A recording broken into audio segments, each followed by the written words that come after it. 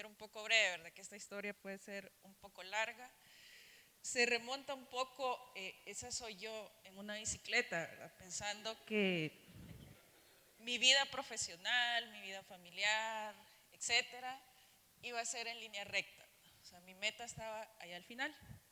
Y quisiera que todos nos hiciéramos una pequeña pregunta que me la hice hace poco, ¿verdad? Nuevamente, ¿cuántos de nosotros hemos soñado, hemos pensado que algo está súper lejos de alcanzar? ¿Y cuántas veces hemos desistido de ese sueño? Quisiera que se lo preguntaran, que dijeran, sí, ¿verdad? Quizás una vez al mes, una vez desde que era chiquita, hasta hoy que soy profesional. Muchas veces hemos desistido de ese sueño por los motivos que consideremos.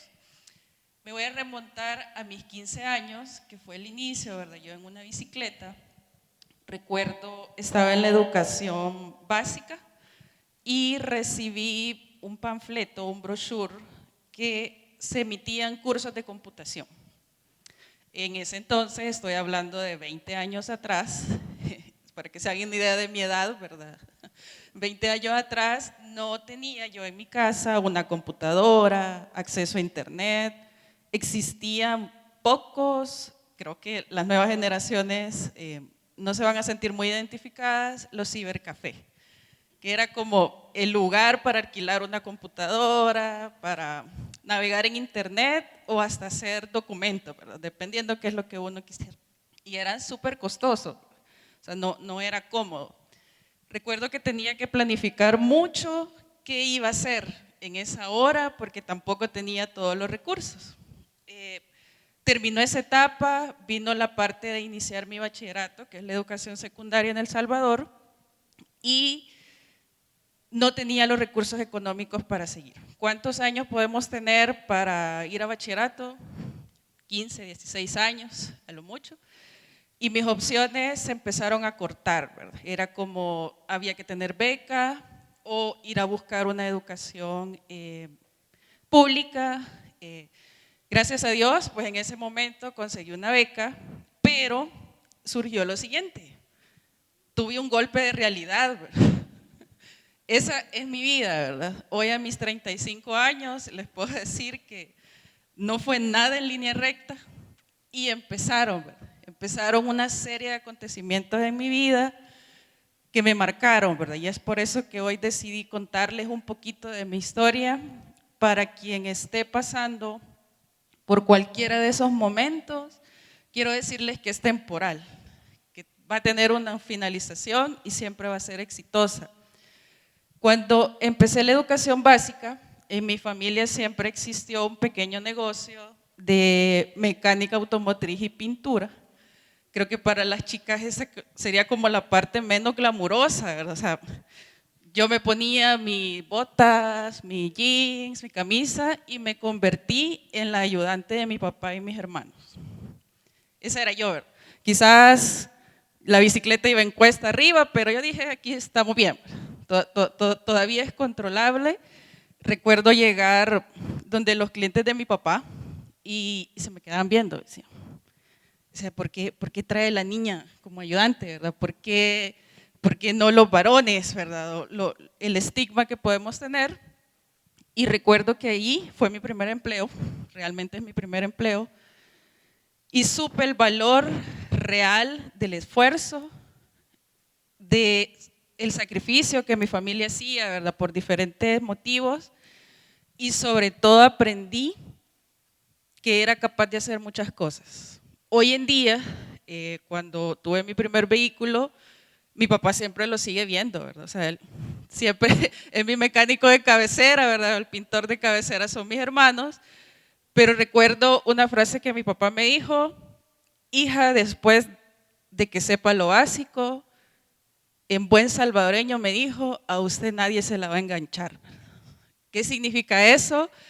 Es decir, yo puedo ir donde otro mecánico y empiezan a decirle un montón de cosas, ¿verdad? Y a uno le resuenan de, no, pero es que la llanta, no, es que si yo, momento.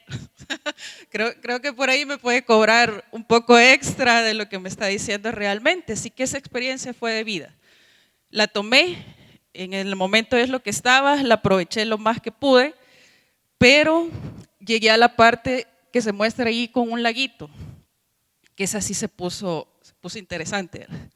Terminé mi bachillerato y mi única opción era entrar a la Universidad Nacional, por ahí escuché que varios, ¿verdad?, entraron a la Universidad Nacional y me dijeron, ¿verdad?, si no quedas en la Universidad Nacional vas a tener que trabajar por un año y esperar el siguiente año para poder aprobar, ¿verdad? En mi entonces no existía la segunda opción, ¿verdad?, la tercera opción. Era un examen que se hacía y si no se aprobaba, pues uno no entraba. Así que recuerdo haber ido, hice mi examen sin ningún otro apoyo, ¿verdad? O sea, en mi familia soy la única que se graduó de la universidad oficialmente, ¿verdad? Entonces no tenía como un hermano o alguien que me apoyara académicamente. Luego de eso recuerdo, para que se hagan una idea, salía en el diario. Salía en el diario si uno había quedado o no en la universidad. Para mi sorpresa, allí estaba mi nombre y uno se buscaba por orden de apellido. Mi apellido es Villalobos, ¿verdad? Se imaginarán la ansiedad que generaba ver listas y listas y listas y yo nunca vi mi nombre. Yo dije, no, quedé. Lo vi, quedé.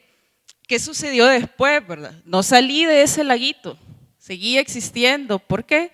Porque luego de hacer 3 años en la universidad, dejé materias, dejé como 3 materias que me habilitaban el siguiente y el siguiente. Y tuvimos que tomar una decisión familiar que fue, ya no podemos costear porque tu carrera en lugar de ser 5 años de ingeniería se va a convertir en 8 años.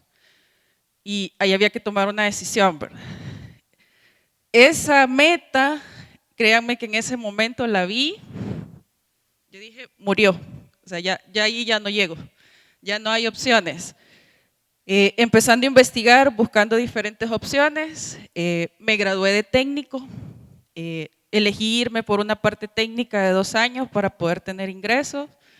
Luego de eso, invertí el 100% de mi salario, que se imaginarán tampoco era, era súper bueno, daba clases a niños de computación, ¿verdad? Y sobre eso pagué mi carrera y dije, yo sí voy a ser ingeniera.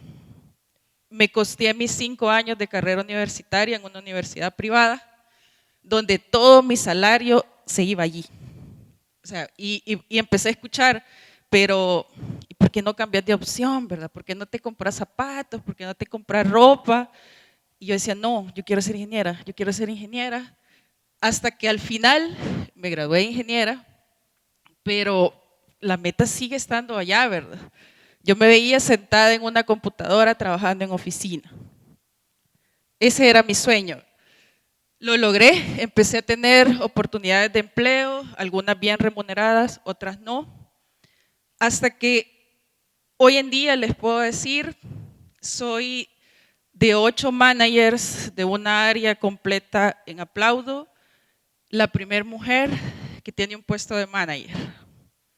Digo la primera, gracias.